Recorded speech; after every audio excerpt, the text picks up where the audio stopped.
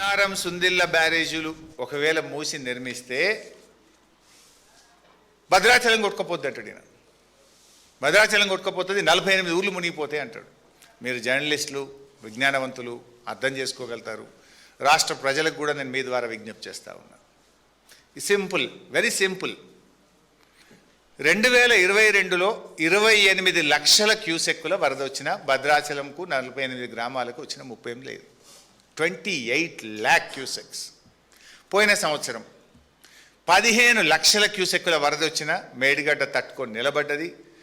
భద్రాచలం కానీ ఆ 48 గ్రామాలకు ఇబ్బంది జరగలేదు. సరే, అన్నారం సుందిల్ల ఎన్ని నీళ్ళు నిలుపుతాము?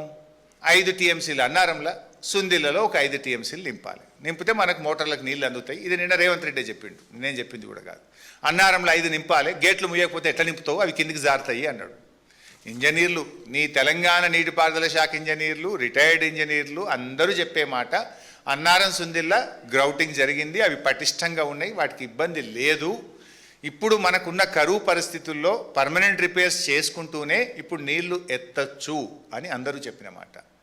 5 టీఎంసీలు అన్నారం, 5 టీఎంసీలు సుందిల్లలో నింపితే 10 టీఎంసీలు.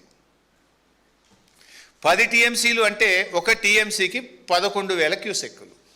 10 టీఎంసీలు అంటే ఎంత? 1,11,000 క్యూసెక్కులు. 2 బ్యారేజీల్లో ఒకవేళ ఇబ్బంది వచ్చి 2 ఒకేసారి వస్తే కూడా ఎంత పోతాయి కిందికి?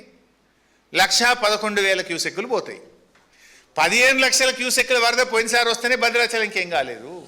2022లో 28 లక్షల క్యూసెక్కుల వరద వస్తేనే భద్రాచలంకి ఏం కాలేదు. అన్నారంలో 5, సుందిల్లలో 5 అంటే 10 టీఎంసీలు. 10 టీఎంసీలు అంటే 1,11,000 క్యూసెక్కులు. What is the danger for Bhadrachalam? చెవులో పువ్వు పెడుతున్నావు నువ్వు. నీకు నీళ్ళు ఇయ్య బుద్ధి కాక తెలంగాణ కేసీఆర్కు ఏడ పేరు వస్తుందో, ఇన్ని రోజులు కాంగ్రెస్ పార్టీ చేసిన ప్రచారం తప్పుడు ప్రచారం అని ప్రజలకు అర్థమవుతుందని నువ్వు మొండి పట్టుదలకు పోయి రాష్ట్రాన్ని ఇబ్బంది పెడుతున్నావు.